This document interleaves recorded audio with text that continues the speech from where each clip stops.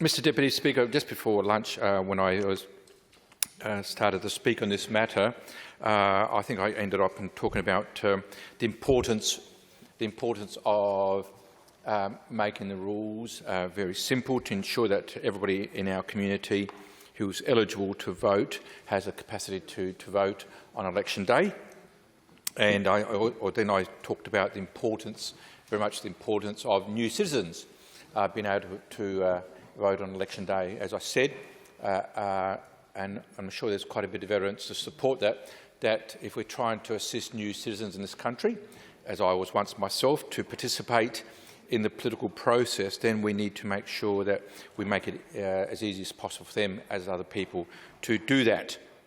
I think to any new law which would actually have the effect or impact to preclude them from participating in that process would be a retrograde step.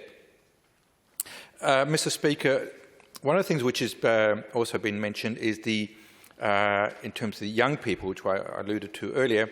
Certainly my experience has been that young people are interested in our democratic process, and they're also interested in a whole range of issues. And some of the issues which young people, through my youth advisory panel, raised with me, which I'm sure they'd like to take those issues to an election on, and also participate in that election, are as follows. For example, my young people have a strong interest in sustainability, and in fact, tomorrow I'll be going to one of my local schools and undertaking a tour of a whole range of sustainability initiatives undertaken by young people at this school, and another school is actually visiting to actually learn from them. So young people are not only actually talking about things, but actually are doing things in our community, and it is an important political issue. It is an important political issue, and one issue which my party has quite different policies from that of the government, particularly at the federal level. And I think that young people in our community should have a right to voice their opinion and also a right to voice their vote on these issues. Young people are particularly concerned, like other members of our community, concerned about mental health, and particularly about mental health of young people and the impact of COVID on their lives. But also there is an increasing sense of powerlessness in our young people, that they feel like they're having less capacity to influence the things which happen to their lives. You know, COVID's one whole range of events which happen in our society, increasing, and I'll come to a couple of other issues which is also impacting my particular community, but also increasing pressures on them to be able to achieve at school, and the importance of getting a good ATAR, to get a good university education, etc., to get a good job. Why there is an increasing number of pathways to get to university, there's certainly pressure on young people to achieve that. One of the things which has come up in my youth advisory panel when they talk about this issue is the actual provision of mental health services. And it's certainly a view of young people in my community, and I think it's important they have the capacity and the ability to actually make judgments on election day about this, because it does impact on them, is that there is insufficient services being delivered to young people or available to young people for mental health issues. And in fact, Dr. Rutten, Naomi Rutten, a local GP who specialises in mental health, in fact her practice is now a mental health practice, she has on her books, she can't take new people on her books for about 6 months. You know, this is at the primary care level, 6 months, and the wait list is endless. So this is one of the issues which young people would like to ensure they have an opportunity to express their view about. Young people also, more so, and not only also, but more so than my generation, place a greater weight on respectful relationships, and certainly not only between genders, but also relationships between just other people of other cultural backgrounds, sexuality, etc. They do have a much more greater understanding, but also a greater acceptance, of people of a whole range of different backgrounds, and those relationships between people have to be much more respectful. We've had some recent examples of some rather disrespectful language, which has been made public. But Mr. Deputy Speaker, young people actually do value that, and they want to see laws change, and they want to see policies change, and to do that, they should be able to vote. And I think they should have the right to vote. And any law which actually takes away that right, by the way it impacts on them, is wrong. Climate change is another major issue which young people raise with me. They certainly do not support the current lack of policies at the federal level about climate change and dealing with climate change. And certainly they would like an opportunity at both the state and federal levels to have their say on that.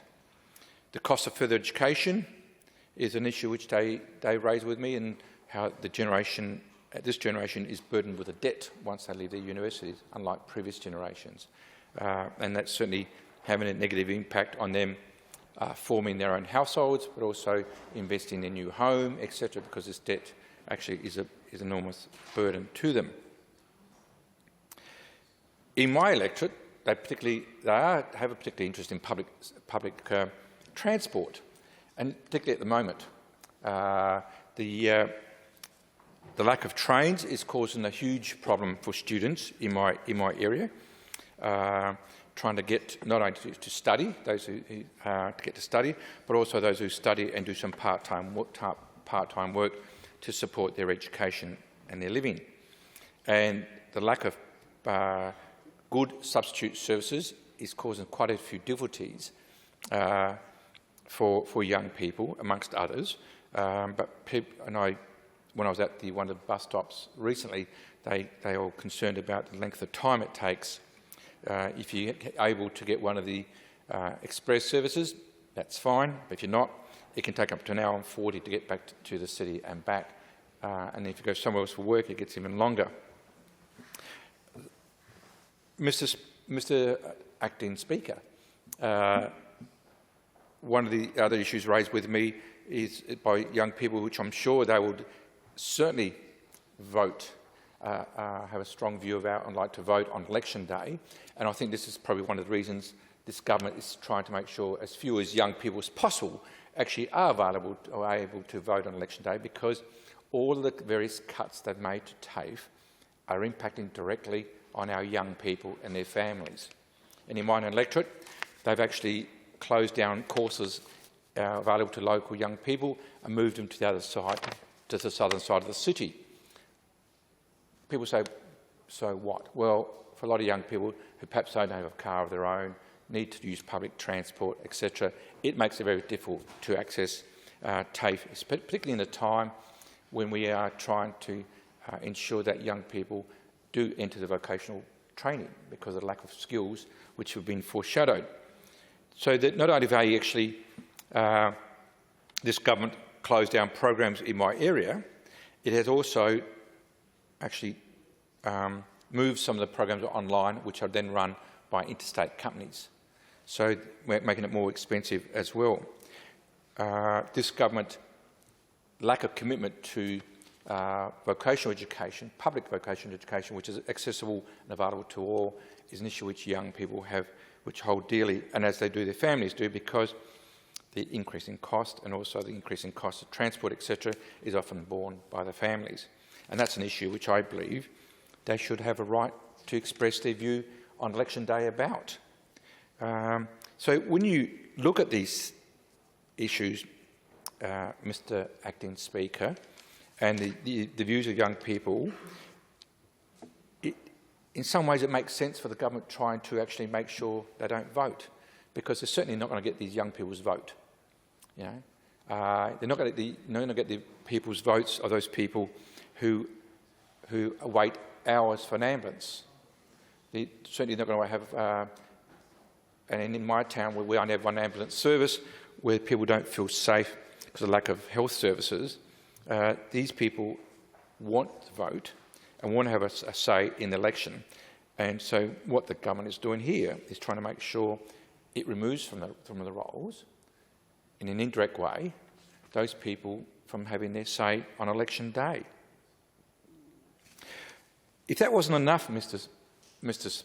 Acting Speaker, for the last year and a half, I think we're almost there, year and a half, our society has been turned upside down by COVID-19. And it's disrupted all our lives.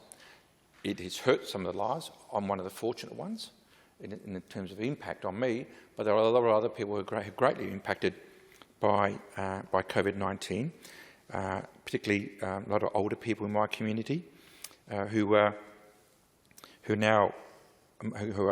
living greater isolation. One would think that with so much change and impact from COVID, the government would be putting its attention towards addressing those issues.